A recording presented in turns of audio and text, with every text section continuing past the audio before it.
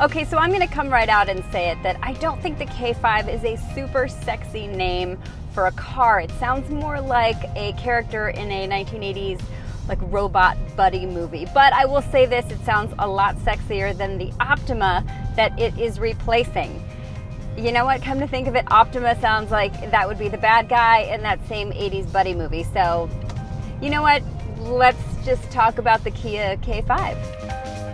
Name gripes aside, the K5 becomes Kia's mid-size sedan that goes up against some stout competition in the Honda Accord, Toyota Camry, Hyundai's new killer Sonata, Mazda 6, and the Subaru Legacy. So Kia claims that the K5 blows away what the Optima brought to the table. So you know what? Let's just dig in. Let's start inside because that's where a lot of the new happens. The K5 gets a roomy and spacious feeling cabin. It's got an open layout and a new infotainment display that stretches into the instrument panel, which almost looks like it's three-dimensional. We love the details like the airplane-inspired shift knob. Materials include leather seating on higher trims, as well as satin-metallic or faux wood finishes.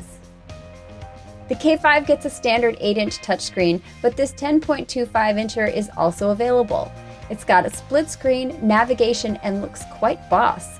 It also comes with wireless Apple CarPlay and Android Auto standard. Wireless phone charging that includes a cooling fan will cost you extra. The seats feel incredibly comfortable. They're quite cushy, but you know what, at the same time they're really supportive. I can imagine these being good on a long haul.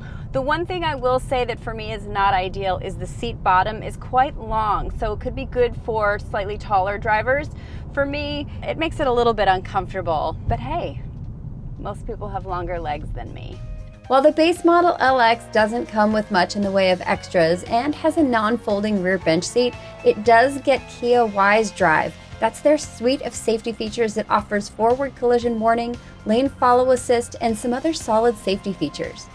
The LSX offers up that access to the trunk, as well as blind spot warning and rear cross traffic alerts. We're figuring that that's going to be more of the volume model. Unsexy name, but whoa, kind of sexy looks. The K5 gets some exterior features from Kia's flagship Stinger that are great adds. Powerful, angular, muscular, those are all very sexy words that come to mind when looking at this sedan. The fastback checks off the racy box.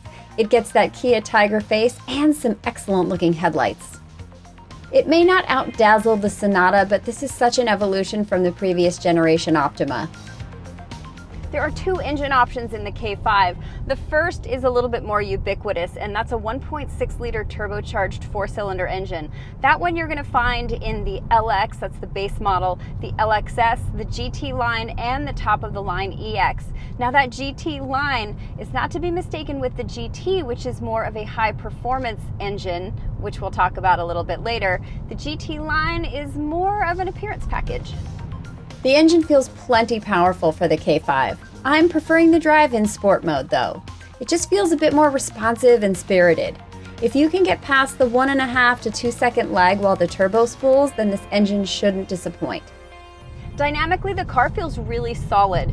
In sport mode, I do get a little bit of tire chirp when I'm making aggressive turns, but for the most part, the handling is really nice. The car feels very planted and very solid. I don't feel a whole lot of body roll, and I get a really comfortable ride without it being too floaty.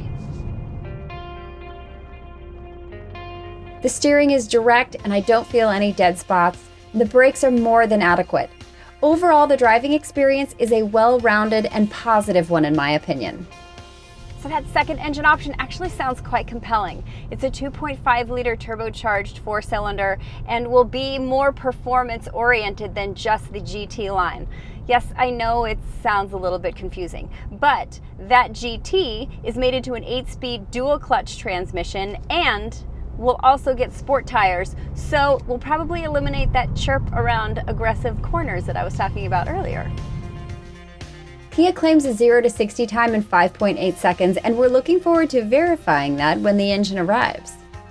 Both the Camry and Accord get more engine options on more trim levels, including a hybrid, so if you're looking for a greater variety, those might be a better place to start. grip feels decent. All-wheel drive is available as an option if you're looking for more. The Kia gets a bunch of drive modes: normal, smart, sport, and custom, that adjust engine, transmission, and steering accordingly. The K5 GT gets a Sport Plus mode. Now, that engine is actually not available to test drive yet, and certainly it's not in this EX that we're driving right now, but rest assured, as soon as we get our hands on it, we will review it for you.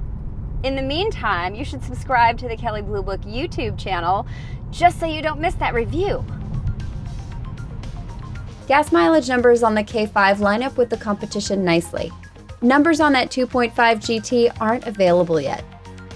The GT line gets embossed leatherette interior, black outside mirrors with LED turn signals, sport front and rear bumpers, and a rear spoiler. Extras on the highest EX trim include a panoramic sunroof, heated front seats, wireless smartphone charging, and a 12-speaker Bose audio system. The all-new 2021 Kia K5 goes on sale this summer with a base price of about $25,000, including destination fees. The GT line and EX will both cost a little more money. For the sporty GT, you're looking at closer to $31,500.